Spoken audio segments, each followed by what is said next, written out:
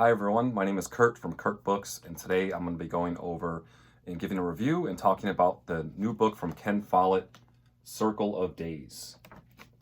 So this was just published September 2025, and I had read earlier in the year my first Ken Follett book, Pillars of the Earth, and I really enjoyed this book. I know a lot of people seem to have liked this book, so I decided to give it a chance. Ended up finding this at a thrift store and read it earlier this year, obviously before I started this channel because I just started it. But then I found out he was coming out with a new book, so I figured I'd give it a shot. And I didn't have it pre-ordered or anything, but the day it came out, I ordered it off Amazon, got it a couple days later, and it was my next book that I was going to read. So, like I said, this is only my second Ken Follett book, but Pillars of the Earth was so good that I immediately wanted to dive into some of his other books. Now, I know he started off mainly as like a thriller writer, but he had ventured into like historical fiction. I'm more interested in the historical fiction side of the books that he has written. But since this one was new and was coming out, I figured I'd give it a shot. And overall, I did like the book. I'm going to go more in detail about it in a minute. I do have some other Ken Follett books that I haven't read yet. But I frequent thrift stores, guys, so when I see books that I know that I might want to read one day and they're like $1 or $2, I'll just pick them up. That way, when it comes time to reading that book, I don't have to buy it for full price. And I found this set, the Century Trilogy, all in mass market paperback. I think these were like $1.50 each, so $4.50 for the whole set. Got book 1, Fall of Giants, book 2, Winter of the World, and book 3, Edge of Eternity. So I definitely want to read these at some point, but to be completely honest, probably not going to get to those for quite a while because I have a lot of other stuff I want to read. I also picked up from a thrift store one of his random thrillers, The Hammer of Eden. Not sure when I'll get around to reading this. Like I said, I'm more interested in his historical fiction books, but for like $1 or something, I just picked it up just in case I wanted to give one of his thrillers a try in the future. So I've only read 2 of his books, but I have some more on deck for the future. So Circle of Days is obviously a fictional story about centered around the building of Stonehenge. And so this is an example of, from the author, of how it might have happened, like how they were able to do it, and more importantly, why they went through all that trouble to do it. And so this is a story based around that. The thing is, though, the book is not just about that. In fact, a good portion of the book is just the drama and problems and conflicts that these people have with each other. It is mentioned throughout the book and it is based around it, but they really don't get full into like going into building it until probably like the last third of the book or so. So it's not just about that. There's a bunch of other things that happen in this book. We're going to get more to that in a second. One thing I do want to mention too is obviously this is very difficult topic to tackle with the limited information we have. This book takes place in 2500 BC, so we don't know really like how people acted and talked to each other and all that. When you're reading this, the language is very modern. Like there's times when I'm reading it and I forget that I'm reading something that took place way, way, way back in the day. But it might have been done intentionally just to keep a reader's attention, like a current day reader's attention. So I don't have a problem with it. Like I said, this is a huge task to tackle, like a subject matter like this. And I think he did a pretty good job with the information he had. Obviously, with his historical fiction books, he researches the time period and everything very well. And with the limited information he has, he created like a fun, cool story about what could have happened and why people would have took all the time to build Stonehenge. But I'm going to go change the camera view here. I want to take a look at this book more close, show you guys the map, and show you guys how the book looks and everything like that. All right, let's take a closer look at the book. So, like I mentioned, this was just published recently. And so this is a first edition hardcover. And it is a big book. It's a chonker, all right? But if you take a look at the text really isn't that small. So you do fly through it. It's not as intimidating as it may look. This copy is 688 pages. And yeah, we'll take a look at the book without the dust jacket, nothing crazy, pretty basic, but the inside of the book's pretty cool. So in the front flap, you got a picture of Stonehenge in modern times. And then in the back, you have what it may have looked like when it was first built, which is pretty cool. See here, we have a couple things I want to show you guys. We have a map. We're going to get to that in a second. But yeah, the story begins around the year 2500 BC, so very, very long time ago. And yeah, you got your basic chapters. There are stopping points throughout the chapters, so you could pick it up and just read for a little bit if you only got stopping points like that throughout the book. If you only have a little amount of time, there's lots of good stopping points. So I'm going to show this map while I talk about probably the rest of this. I was flipping back to the map very often. So this is the Great Plain where the whole story takes place. You have a few different type of people.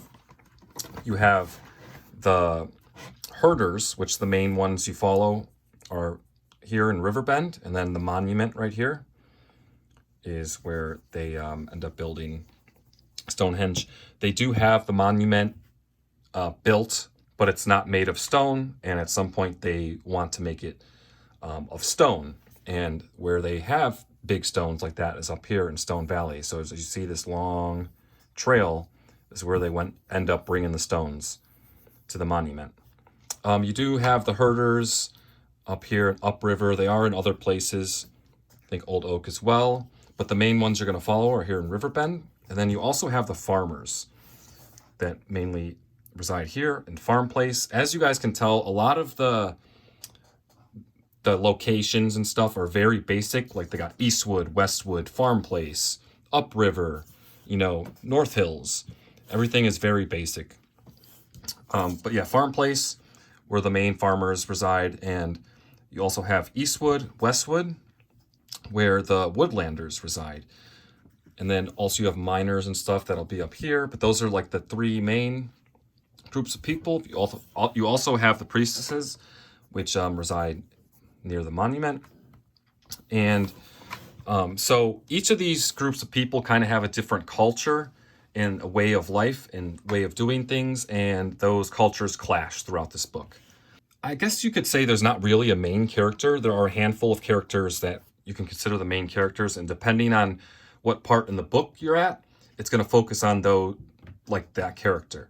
So throughout the book, I want to say like the main character kind of changes throughout the book, but all the main characters are relevant through the book for the most part.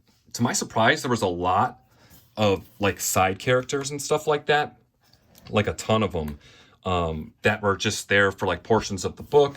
However, the author does do a very good job of reminding you who is who when it comes to the side characters. If you haven't heard from them in a while, when their name comes up, they kind of remind you like who they're related to and all that kind of thing. So the author keeps you pretty up to date on that. But the main characters, I guess, in Riverbend, you'd have Seth, and then Joya, I believe is how you would pronounce her name. I'm not 100% on that. And she is one of the priestesses.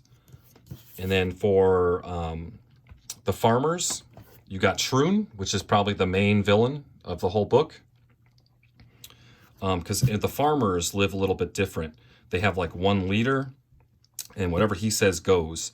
And their women aren't really respected, and they're just supposed to do as they're told. Whereas the herders, they're more living like a community. Everyone contributes, everyone eats. They have a group of elders that they run decisions by. So their cultures can clash. The woodlanders just live in the woods off the land, and they actually don't speak the same language as the other two, although some of them are bilingual, but most of them don't speak the same language as like the herders or farmers. There's also another main character, part of the farmer community, Pia.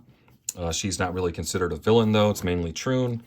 And then the Woodlanders, I guess you could say their leader or main person, at least from the tribes that they mention here, is Bez.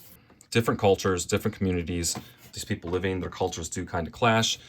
This is the Great Plain, the whole entire thing. This is actually not that big. They say it's about a day's travel from Riverbend all the way up here. So in a day's time, like a healthy, able-bodied person could pretty much travel like either like most of the way of the Great Plains. So when people travel in the book, you know, it makes sense. It's not like this is a whole country and you have cities and stuff like that, and it takes weeks to get there by foot. People can travel this in about a day or so. When I was reading this, I was going back to this map pretty often, but after a while you kind of memorize where everything is and then you don't have to. It is good to go back, especially when you're first learning everything, to take a look and see how everything is laid out here for the Great Plain. There is like a time jump that happens. I want to say, I don't know, maybe not quite a third of the way of the book, but all the main characters are like children or like teenagers coming of age in the first portion. And then the book time jumps about 10 years. And it kind of threw me off, but then it totally makes sense because then they're adults and they can, you know, obviously more able to like tackle a project like that. And then at the very, very end of the book, like the last couple pages, it time jumps again, I think 15 years to kind of show you how everything ended up in the long run in the later stages of life of these characters. They count their age by midsummers. So the way it works in this Great Plain is once a year, there's a midsummer rite, and it's a gathering. Everyone gathers by the monument, by Riverbend, and all the groups bring items to trade, and they trade with each other. And then there's a ceremony indicating the new year. The priestesses keep track of all that. Their job is to keep track of the days, the year, and how all that works. And they use the monument to do so. So it's like a yearly gathering, and it's pretty big, and everyone in the whole area gathers there. Yeah, like I said, they trade, they celebrate, and then after it's all said and done, there's basically a revel. Basically, everyone can just hook up with anyone else that they want to, and it kind of prevents inbreeding, because if these little communities here are just, you know, mating with each other, over time they have inbreeding problems, so that's one way of dealing with that. There's also a mid-fall, a mid-winter, and mid-spring rite. However, the midsummer one is the biggest one, and it's kind of like the Super Bowl, I guess you could say, of the gatherings. And people base their age off of how many midsummers that they've seen. So if they've seen 4, they've been to 4. That person's 4 midsummers would be 4 years old, roughly.